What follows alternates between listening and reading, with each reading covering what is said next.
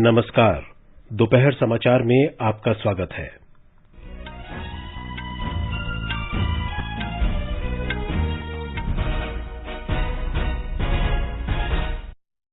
प्रधानमंत्री नरेंद्र मोदी ने ओडिशा के भुवनेश्वर में चक्रवात यास के प्रभाव की समीक्षा बैठक की अध्यक्षता की।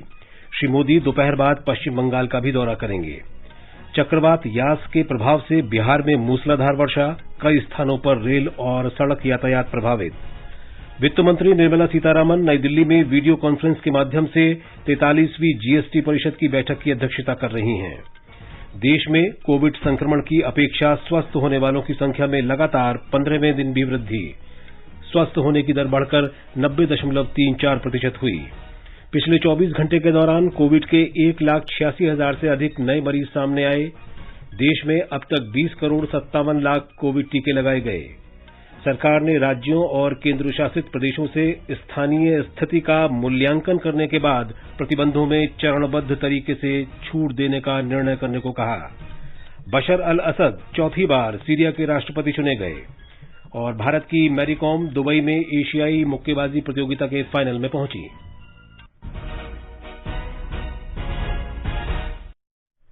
दोपहर समाचार में मुकेश कुमार के साथ मैं विशाल शर्मा।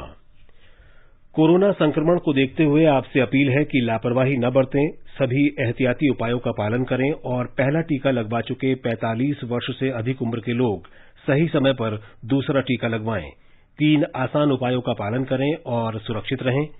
मास्क लगाएं, 2 गज की सुरक्षित दूरी बनाए रखें, बार बार हाथ धोएं और साफ सफाई रखें। अब समाचार विस्तार से।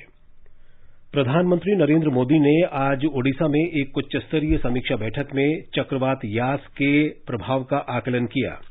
प्रधानमंत्री के भुवनेश्वर पहुंचने के तुरंत बाद हवाई अड्डे पर हुई इस बैठक में राज्यपाल प्रोफेसर गणेशी लाल, मुख्यमंत्री नवीन पटनायक, केंद्रीय मंत्री धर्मेंद्र प्रधान और प्रताप चंद्र षडंगी तथा अन्य वरिष्ठ अधिकारी उपस्थित थे। इसके बाद प्रधानमंत्री ने उत्तरी ओडिशा के चक्रवात प्रभावित जिलों का हवाई सर्वेक्षण किया। ओडिशा सरकार ने दीर्घावधि में चक्रवातों की रोकथाम और इसके असर को कम करने के उपायों में केंद्र से मदद मांगी है। समीक्षा बैठक के तुरंत बाद राज्य के विशेष राहत आयुक्त प्रदीप कुमार जेना ने संवाददाताओं को बताया कि मुख्यमंत्री नवीन पटनायक ने प्रधानमंत्री से चक्रवात की आशंका वाले ओडिशा जैसे राज्य में इसकी रोकथाम के लिए मजबूत बुनियादी ढांचे पर विचार करने का आग्रह किया। ओडिशा के 480 किलोमीटर लंबे तटवर्ती क्षेत्र में लगभग 400 से 450 किलोमीटर तक का इलाका चक्रवात की आशंका वाला है। श्री जेना ने बताया कि राज्य सरकार ने अभी केंद्र से किसी वित्तीय पैकेज की मांग नहीं की है। नुकसान के आकलन के बाद 1 सप्ताह में रिपोर्ट सौंप दी जाएगी। प्रधानमंत्री नरेंद्र मोदी आज पश्चिम बंगाल में चक्रवात प्रभावित क्षेत्रों का हवाई सर्वेक्षण करेंगे और पश्चिमी मेदिनीपुर के कलाईकुंडा में समीक्षा बैठक करेंगे। राज्यपाल जगदीप धनखड़ भी बैठक में मौजूद रहेंगे। मुख्यमंत्री ममता बनर्जी इस आपदा के कारण राज्य को हुए नुकसान का आकलन सौंपेंगी तथा राहत और पुनर्वास कार्यों के लिए केंद्र सरकार से आवश्यक राशि की मांग करेंगी। केंद्र ने पहले ही चक्रवात यास के कारण हुए नुकसान की भरपाई के लिए 400 करोड़ रुपए से अधिक के मुआवजे की घोषणा की है। राज्य प्रशासन पीड़ित लोगों को राहत शिविरों और अन्य आश्रय स्थलों में राहत सामग्री के समुचित वितरण पर ध्यान दे रहा है। मुख्यमंत्री ममता बनर्जी ने आज सुबह उत्तरी और दक्षिणी 24 परगना जिलों के तूफानग्रस्त क्षेत्रों का हवाई सर्वेक्षण किया और समीक्षा बैठक की। मुख्यमंत्री ने सभी विभागों को निकट समन्वय से काम करने के निर्देश दिए। उन्होंने बताया कि प्रशासन 3 से 18 जून तक घर घर राहत पहुंचाने की व्यवस्था करेगा। लोग चक्रवात से हुए नुकसान के बारे में आवेदन दे सकेंगे। आकलन के बाद सरकार उनके बैंक खातों में 1 जुलाई से राशि अंतरित करेगी। उत्तरी 24 परगना में 16.5 लाख से अधिक लोगों पर तूफान का असर पड़ा है। 40,000 हेक्टेयर कृषि भूमि और 1600 किलोमीटर सड़क भी क्षतिग्रस्त हुई हैं। मुख्यमंत्री आज पूर्वी मेदिनीपुर का भी हवाई सर्वेक्षण करेंगे और दीघा में समीक्षा बैठक करेंगी। इससे पहले प्रधानमंत्री ने कल एक समीक्षा बैठक में चक्रवात से उत्पन्न चुनौतियों से निपटने में एजेंसियों की भूमिका की सराहना की। बैठक में अधिकारियों ने चक्रवात से हुए नुकसान का आकलन और उससे संबंधित मामलों से निपटने के लिए की गई तैयारियों के बारे में जानकारी दी। इस बीच चक्रवात यास झारखंड और बिहार के मैदानी इलाकों में पहुंचने के बाद कमजोर पड़कर आगे बढ़ रहा है। हालांकि चक्रवात की तीव्रता कम हो गई है। फिर भी झारखंड के सभी जिलों में इसके असर से रुक रुक कर वर्षा हो रही है। बिहार में पिछले 36 घंटों से मूसलाधार वर्षा हो रही है। गया में 114, पूर्णिया में 92 और पटना में 86 मिलीमीटर वर्षा रिकॉर्ड की गई। पेड़ उखड़ने से कई जगहों पर रेल और सड़क यातायात बाधित हुआ है। खराब मौसम के कारण हवाई यातायात भी बाधित रहा। रेलवे ने 15 ट्रेनों को रद्द कर दिया है। राज्य के ग्रामीण इलाकों में भी बिजली आपूर्ति बाधित रही। मौसम विभाग ने कहा है कि चक्रवात यास आज बिहार के रोहतास जिले से होते हुए 30 से 40 किलोमीटर प्रति घंटे की रफ्तार से पूर्वी उत्तर प्रदेश में प्रवेश करेगा। राज्य के लोगों को खुले स्थानों और पेड़ों से दूर रहने के लिए भी सतर्क किया गया है। किशनगंज, अररिया, सुपौल, सहरसा और मधेपुरा जिलों सहित राज्य के पूर्वी हिस्सों में गरज के साथ मूसलाधार बारिश हो सकती है। पूर्वी उत्तर प्रदेश के कुछ हिस्सों में चक्रवात यास के प्रभाव से पिछले 24 घंटों से लगातार रिमझिम वर्षा हो रही है। कुछ स्थानों पर मूसलाधार वर्षा होने की भी खबर है। गोरखपुर, आजमगढ़, सिद्धार्थनगर, जौनपुर, बलरामपुर, बलिया, मऊ और आसपास के इलाकों में हल्की से मध्यम बारिश हो रही है और लगभग 50 से 60 किलोमीटर प्रति घंटे की रफ्तार से हवाएं चल रही हैं। मौसम विभाग ने अगले 24 घंटे के दौरान राज्य के पूर्वी और उत्तर पूर्वी हिस्सों में वर्षा होने का अनुमान व्यक्त किया है। अगले 2 दिनों में पश्चिमी उत्तर प्रदेश में अलग अलग स्थानों पर वर्षा होने की संभावना है। वित्त मंत्री निर्मला सीतारामन आज नई दिल्ली में वीडियो कॉन्फ्रेंस के माध्यम से वस्तु और सेवा कर जीएसटी परिषद की 43वीं बैठक की अध्यक्षता कर रही हैं। वित्त राज्य मंत्री अनुराग ठाकुर भी बैठक में हिस्सा ले रहे हैं। सभी राज्यों और केंद्र शासित प्रदेशों के वित्त मंत्री और केंद्र तथा राज्यों के वरिष्ठ अधिकारी भी बैठक में मौजूद हैं। ये समाचार हमारी वेबसाइट newsonair.com/hindi और हमारे mobile app news on AIR पर भी उपलब्ध हैं। चलो मिलकर एक शुरुआत करें, चलो एक फैसला आज करें, मास्क नहीं तो टोकेंगे, कोरोना को रोकेंगे, चलो एक इरादा करते हैं, चलो खुद से वादा करते हैं, मास्क नहीं तो टोकेंगे, कोरोना को रोकेंगे। दोपहर समाचार में आपका फिर स्वागत है। देश में कोविड संक्रमण की अपेक्षा स्वस्थ होने वालों की संख्या में 15वें दिन भी वृद्धि हुई है। पिछले 24 घंटे के दौरान 2,59,000 रोगी इस संक्रमण से ठीक हुए। स्वस्थ होने की दर बढ़कर 90.34% हो गई है। अब तक 2,48,00,000 से अधिक लोग ठीक हो चुके हैं। स्वास्थ्य मंत्रालय ने बताया है कि देश में सक्रिय मामलों की संख्या में कमी आई है। मंत्रालय ने बताया कि कल एक दिन में 1,86,000 से अधिक नए मामले दर्ज किए गए। इसी दौरान 3,660 रोगियों की इस संक्रमण से मौत हुई। वर्तमान में देश में 23 लाख से अधिक सक्रिय मामले हैं। इस बीच देश में अब तक 20,57,00,000 कोविड टीके लगाए गए हैं। पिछले 24 घंटे के दौरान 20,70,000 कोरोना नमूनों की जांच की गई। राष्ट्रीय दुग्ध विकास बोर्ड की सहयोगी कंपनी हैदराबाद स्थित भारती Immunologicals Limited IIL Bharat Biotech Limited को कोवैक्सीन टीके के निर्माण के लिए औषधि सामग्री की पहली खेप 15 जून तक भेजेगी। आईआईएल के प्रबंध निदेशक डॉक्टर के आनंद कुमार ने बताया कि कंपनी की विनिर्माण इकाई को जैव सुरक्षा स्तर 3 वाली प्रयोगशाला में बदल दिया गया है। कोवैक्सीन टीके के निर्माण के लिए औषधि सामग्री की आपूर्ति के लिए आईआईएल और भारत बायोटेक के बीच एक समझौता किया गया है। डॉक्टर आनंद कुमार ने कहा कि आरंभ में आईआईएल 20 से 30 लाख खुराक की आपूर्ति करेगी, जो बाद में बढ़कर 60 लाख प्रतिमाह हो जाएगी। Presently, we are planning to start manufacturing from the 15th of June, and the first batch we are expecting it to come probably end of July. And initially, the capacity will be 2 to 3 million doses per month. And we are also building another new viral antigen manufacturing facility, which will give an additional 5 to 6 million doses a month. So in all, we can say that about 8 to 10 million doses a month will be provided by IL. Doctor Anand Kumar ने यह भी बताया कि इस परियोजना के लिए जैव प्रौद्योगिकी विभाग ने 60 करोड़ रुपए स्वीकृत किए हैं। आईआईएल एक अन्य कोविड-19 वैक्सीन बनाने के काम में लगी है। डॉक्टर आनंद ने बताया कि इस वैक्सीन का जानवरों पर परीक्षण जारी है और अगले वर्ष इसका मानव परीक्षण शुरू हो जाएगा। We went to making a live attenuated viral vaccine in collaboration with Griffith University. So making a live attenuated virus, that means it's replicating a virus, and it is a very, very technologically challenging thing. So that's why it's taken us some period of time to develop this vaccine, and currently animal studies are going on with our vaccine candidates. Doctor Reddy's laboratory ने Covid के उपचार के लिए रक्षा अनुसंधान और विकास संगठन की 2DG दवा का मूल्य 990 रुपये प्रति पैकेट रखा है। केंद्र और राज्य सरकार के अस्पतालों को ये दवा सस्ती दर पर मिलेगी। रक्षा मंत्री राजनाथ सिंह ने कल कहा कि 2DG दवा के 10,000 पैकेट शीघ्र ही बाजार में उपलब्ध होंगे।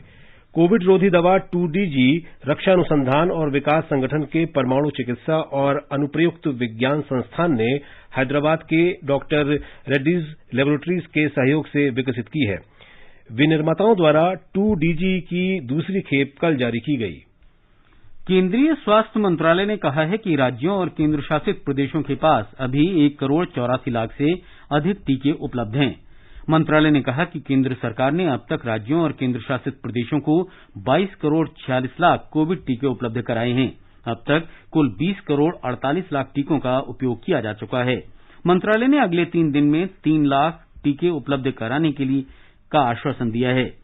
मंत्रालय ने कहा है कि कोरोना संक्रमण की रोकथाम के लिए टीकाकरण एक मजबूत स्तंभ है और देश में टीकाकरण का तीसरा चरण पहले ही शुरू हो चुका है। मंत्रालय ने यह भी कहा कि केंद्र सरकार राज्यों और केंद्र शासित प्रदेशों को टीकों की सीधी खरीद के लिए भी सुविधा उपलब्ध करा रही है। मध्य प्रदेश के मुख्यमंत्री शिवराज सिंह चौहान ने कोविड नियंत्रण बैठक की समीक्षा करते हुए कहा है कि राज्य में 22,813 ग्राम पंचायतें हैं। इनमें से 20,565 ग्राम पंचायतें अब कोरोना मुक्त हैं। राज्य में कल 1,977 नए कोविड मरीजों की पुष्टि हुई और 70 मरीजों की मृत्यु हो गई। इस दौरान 6,845 मरीज इस संक्रमण से ठीक भी हुए। ब्यौरा हमारी संवाददाता से। प्रदेश की साप्ताहिक पॉजिटिविटी दर 4% है, जबकि राज्य में सक्रिय मामले घटकर 38,327 हो गए हैं। प्रदेश के सिर्फ 2 जिलों इंदौर और भोपाल में 100 से अधिक नए मामले सामने आए हैं। इंदौर में 577 जबकि भोपाल में 409 नए मामले सामने आए हैं। राज्य के 46 जिलों में पॉजिटिविटी दर 5% से कम है। पूजा अभिवर्धन, आकाशवाणी समाचार, भोपाल। केंद्र सरकार कोविड महामारी की चुनौती से निपटने के लिए भरसक प्रयास कर रही है। कोरोना संक्रमण पर रोक लगाने के लिए स्वास्थ्य और परिवार कल्याण मंत्रालय के दिशा निर्देशों के अनुसार नागरिकों तक उचित सूचना पहुंचाना अत्यंत महत्वपूर्ण है। केंद्र और राज्य सरकारों द्वारा त्वरित कार्रवाई से कोविड महामारी पर काफी हद तक नियंत्रण किया जा सका है। कोविड-19 से संबंधित प्रश्नों का उत्तर देने के लिए राष्ट्रीय और राज्य स्तर पर कोविड हेल्पलाइन कार्यरत हैं। लोगों को कोविड के बारे में उचित जानकारी और निर्देश देने के लिए ये हेल्पलाइन महत्वपूर्ण साबित हुई है। राष्ट्रीय हेल्पलाइन नंबर है 011-2397-8046 और 1075। केंद्र ने राज्यों और केंद्र शासित प्रदेशों से कहा है कि वे कोविड की रोकथाम के उपायों का अनुपालन जारी रखें और स्थानीय स्थिति का मूल्यांकन करने के बाद प्रतिबंधों में चरणबद्ध तरीके से छूट देने का निर्णय करें। सभी राज्यों और संघ शासित प्रदेशों के मुख्य सचिवों को लिखे पत्र में केंद्रीय गृह सचिव अजय भल्ला ने कहा कि स्वास्थ्य मंत्रालय द्वारा सुझाए गए रोकथाम के उपाय 30 जून तक बढ़ा दिए गए हैं। श्री भल्ला ने कहा कि लॉकडाउन और अन्य उपायों पर कड़ाई से अमल करने के फलस्वरूप दक्षिण और पूर्वोत्तर के कुछ क्षेत्रों को छोड़कर सभी राज्यों और केंद्र शासित प्रदेशों में कोविड के नए रोगियों और उपचाराधीन रोगियों की संख्या में कमी आई है। दिल्ली के मुख्यमंत्री अरविंद केजरीवाल ने कहा है कि राष्ट्रीय राजधानी में लॉकडाउन प्रतिबंधों में छूट दी जाएगी। पत्रकारों से बातचीत में उन्होंने कहा कि 31 मई सुबह 5 बजे से निर्माण कार्य और कारखानों को फिर से खोलने की अनुमति दी गई है। श्री केजरीवाल ने कहा कि दिल्ली में कोविड संक्रमण दर घटकर 1.5% रह गई है। पिछले 24 घंटों में 1,100 नए मामलों की पुष्टि हुई। उच्चतम न्यायालय ने कोविड महामारी के बीच 12वीं कक्षा की बोर्ड परीक्षा रद्द करने की याचिका पर आज सुनवाई की। न्यायमूर्ति A.M. खानविलकर की अध्यक्षता में न्यायालय की पीठ ने याचिकाकर्ता से केंद्र, CBSE और ICSE बोर्ड सहित प्रतिवादियों को अग्रिम प्रति देने को कहा। मामले की अगली सुनवाई इस महीने की 31 तारीख को होगी। उच्चतम न्यायालय की अधिवक्ता ममता शर्मा की याचिका में केंद्र, CBSE और भारतीय स्कूल प्रमाण पत्र परीक्षा परिषद CISCE को 12वीं की परीक्षा रद्द करने का निर्देश देने को कहा गया था। याचिकाकर्ता ने परीक्षा संचालित करने वाले प्राधिकरणों को ये निर्देश देने का भी अनुरोध किया था कि 12वीं के परिणाम ऑब्जेक्टिव प्रणाली के आधार पर तय समय सीमा के भीतर घोषित किए जाएं। लगभग 7,000 अभिभावकों ने भी उच्चतम न्यायालय से 12वीं की बोर्ड परीक्षा महामारी को देखते हुए रद्द करने का अनुरोध किया है। सूत्रों के अनुसार परीक्षा के बारे में निर्णय 1 जून को घोषित किए जाने की उम्मीद है। 23 मई को हुई उच्चस्तरीय बैठक के निर्देशों के अनुसार राज्य सरकारें इस मुद्दे पर अपने सुझाव 25 मई तक दे चुकी हैं। केंद्र सरकार ने कोविड के कारण जान गंवाने वाले 26 पत्रकारों के परिवारों को 5-5 लाख रुपए की वित्तीय सहायता देने का प्रस्ताव स्वीकार कर लिया है। इससे पहले सरकार ने कोविड महामारी के शिकार हुए 41 परिवारों के लिए वित्तीय मदद दी थी। सूचना और प्रसारण सचिव अमित खरे की अध्यक्षता में पत्रकार कल्याण योजना समिति ने कल इस प्रस्ताव को स्वीकृति दी।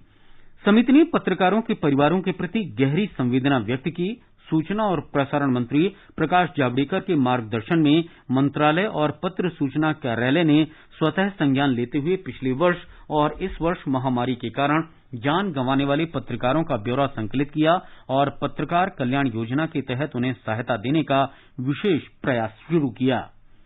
पत्र सूचना कार्यालय ने प्रभावित परिवारों तक पहुंचकर उन्हें इस योजना की जानकारी दी और सहायता के लिए आवेदन करने को कहा।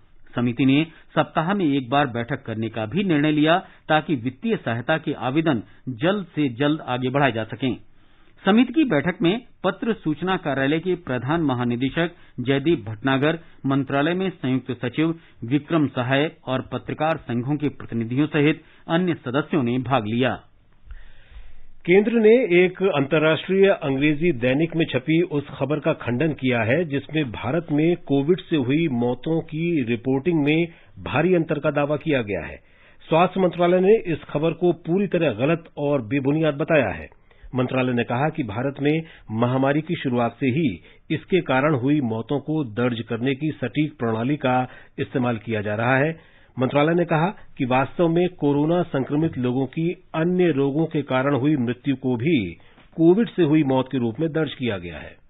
हमारे देश में एक एग्जिस्टिंग रोबस्ट सिस्टम है for registration and reporting of deaths का, जिसके अंडर जो लोकल रजिस्ट्रार्स होते हैं वह जो स्टेट और यूटीज अपॉइंट करती हैं वो डेथ्स को रजिस्टर भी करते हैं। क्योंकि हम एक इन्फेक्शियस डिजीज से डील कर रहे हैं तो हमने यह बताया कि जो भी डेथ है अगर वो कोविड से रिलेटेड हो तो उनको कोविड डेथ माना जाए, चाहे कोई एग्जिस्टिंग कोमॉर्बिडिटी भी क्यों ना हो। और उसके संबंधित detailed guidelines ministry of health ने और ICMR ने स्टेट्स को इश्यू की हैं जो कि स्टेट लेवल पर फॉलो भी की जा रही है। नीति आयोग के सदस्य और राष्ट्रीय टीकाकरण विशेषज्ञ समूह के अध्यक्ष डॉक्टर VK पॉल ने कहा कि भारत में कोरोना से हुई मौत की काफी अधिक संख्या बताने वाली अंतर्राष्ट्रीय मीडिया रिपोर्ट पूरी तरह अनुमानों पर आधारित है।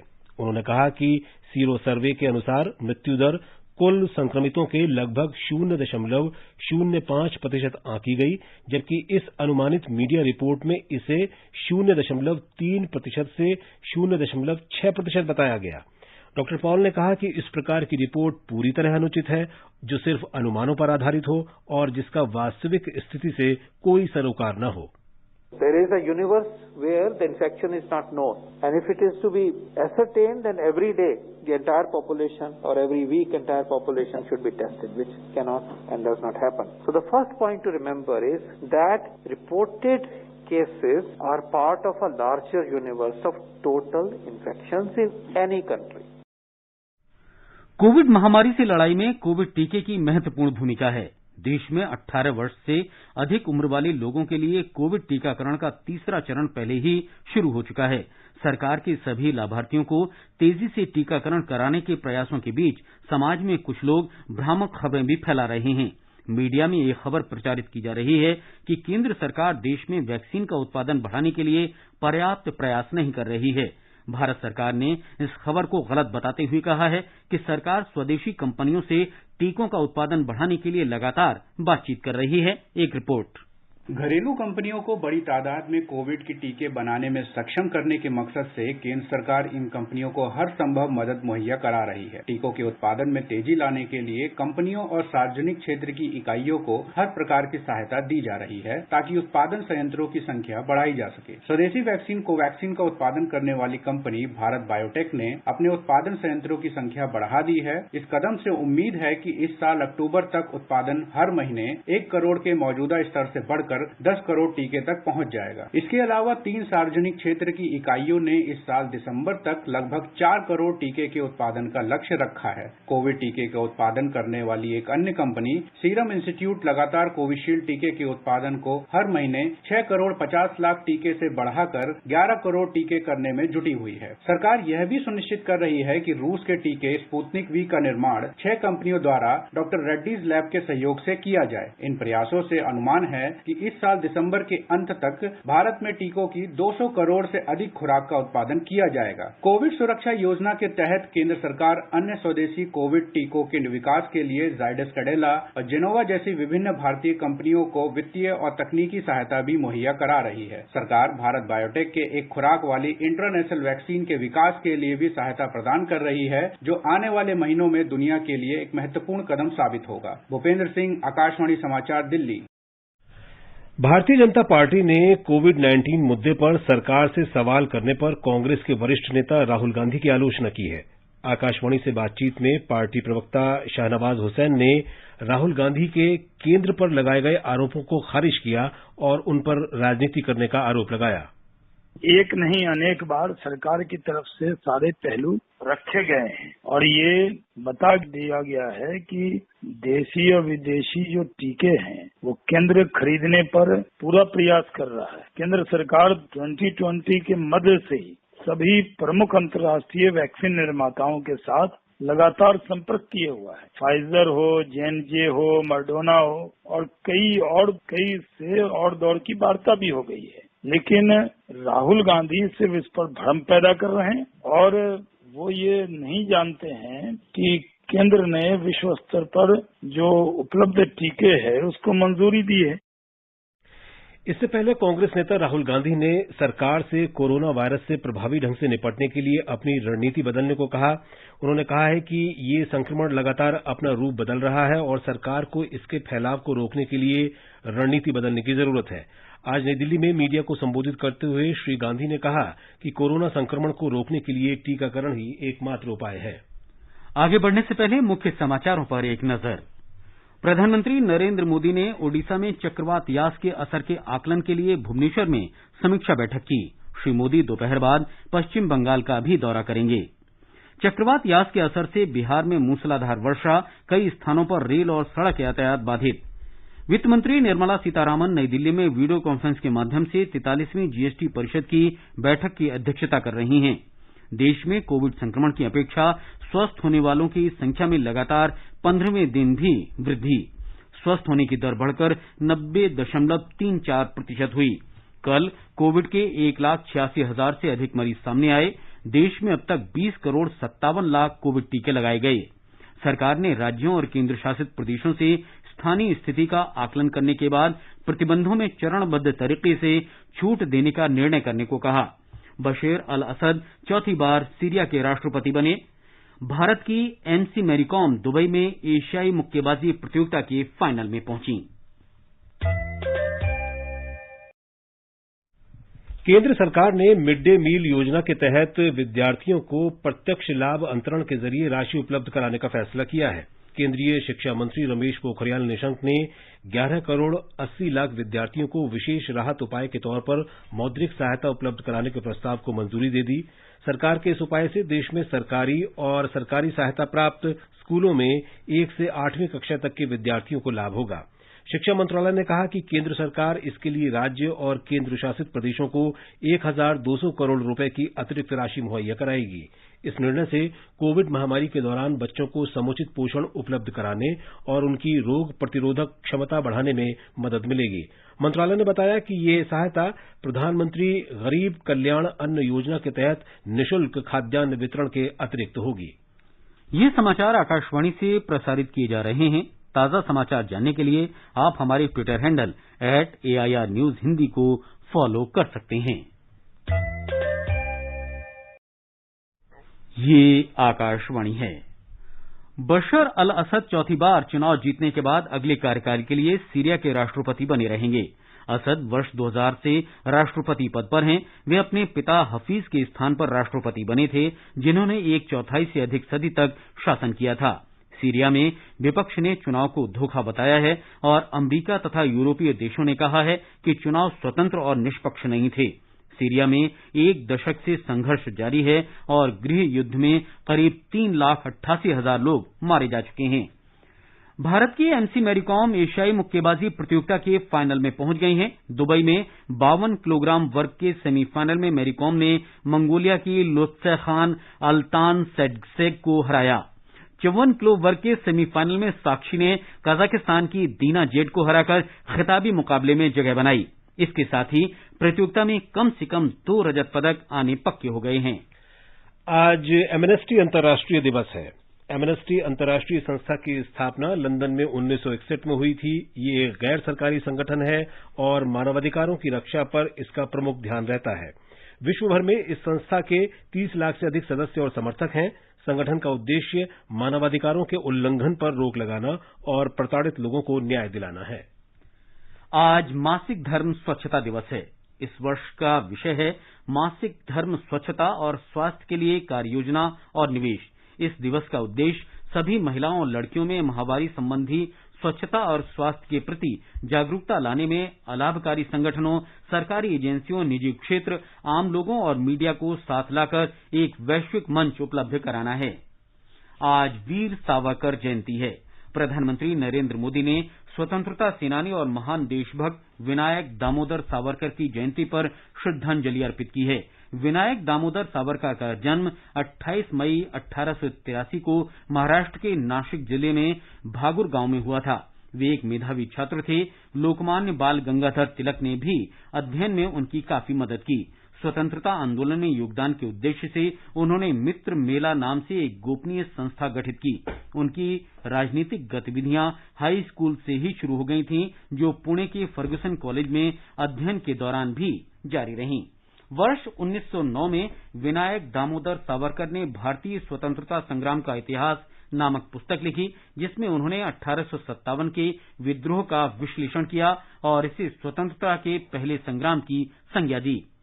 वीर सावरकर को पूर्व प्रधानमंत्री अटल बिहारी वाजपेयी की श्रद्धांजलि का एक अंश। सावरकर माने तेज, सावरकर माने त्याग, सावरकर माने तप, सावरकर माने तत्व, सावरकर माने तर्क, सावरकर माने तारुण्य, सावरकर माने तिलमिलाहट, सागरा प्राण तड़मड़ला, तलमड़ाती हुई आत्मा। सावरकर माने तितीक्षा, कैसा बहुरंगी व्यक्तित्व। सावरकर जी का कवि ऊंची से ऊंची उड़ान भरता था। सावरकर में ऊंचाई भी थी और गहराई भी थी, मगर उन्होंने यथार्थ की धरती से कभी नाता नहीं तोड़ा। मैंने सेल्युलर जेल में वो कोठरी देखी है जिसमें सावरकर जी को अपने जीवन का बहुत महत्वपूर्ण अंश तिल तिल जलकर मिटाना पड़ा था। पता नहीं सागर और सावरकर का क्या संबंध था। गोदावरी ने भी सावरकर जी को प्रभावित किया। वो जिस तरह से जहाज से सागर में कूद पड़े, स्वतंत्रता के लिए छलांग लगा दी। उत्ताल सागर की तरंगें, अनंत सागर, अपार जलराशि, कहां किनारा है, कौन सा ठिकाना मिलेगा, इसका भरोसा नहीं। मगर अंतःकरण में एक संकल्प, मैं पराधीनता स्वीकार नहीं करूंगा। और अंत में मुख्य समाचार एक बार फिर। प्रधानमंत्री नरेंद्र मोदी ने ओडिशा में चक्रवात यास के असर के आकलन के लिए भुवनेश्वर में समीक्षा बैठक की। श्री मोदी दोपहर बाद पश्चिम बंगाल का भी दौरा करेंगे। चक्रवात यास के असर से बिहार में मूसलाधार वर्षा, कई स्थानों पर रेल और सड़क यातायात बाधित। वित्त मंत्री निर्मला सीतारामन नई दिल्ली में वीडियो कॉन्फ्रेंस के माध्यम से 43वीं जीएसटी परिषद की बैठक की अध्यक्षता कर रही हैं। देश में कोविड संक्रमण की अपेक्षा स्वस्थ होने वालों की संख्या में लगातार 15वें दिन भी वृद्धि, स्वस्थ होने की दर बढ़कर 90.34% हुई। कल कोविड के 1,86,000 से अधिक मरीज सामने आए। देश में अब तक 20 करोड़ 57 लाख कोविड टीके लगाए गए। सरकार ने राज्यों और केंद्र शासित प्रदेशों से स्थानीय स्थिति का आकलन करने के बाद प्रतिबंधों में चरणबद्ध तरीके से छूट देने का निर्णय करने को कहा। बशर अल असद चौथी बार सीरिया के राष्ट्रपति चुने गए और भारत की एमसी मैरी कॉम दुबई में एशियाई मुक्केबाजी प्रतियोगिता के फाइनल में पहुंची। इसके साथ ही दोपहर समाचार का ये अंक समाप्त हुआ। नमस्कार।